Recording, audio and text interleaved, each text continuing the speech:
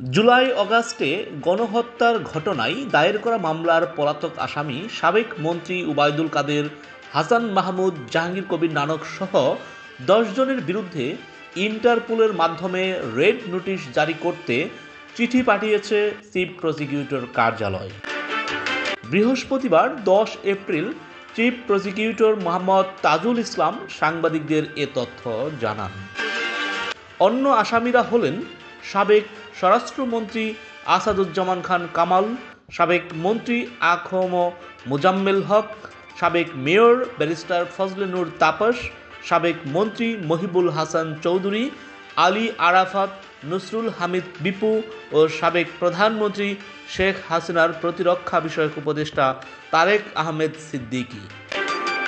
Chief prosecutor বলেন, ইন্টারপোলের মাধ্যমে ১০ জনের বিরুদ্ধে রেড নোটিশ জারি করতে আইজিপিকে আজ চিঠি পাঠানো হয়েছে।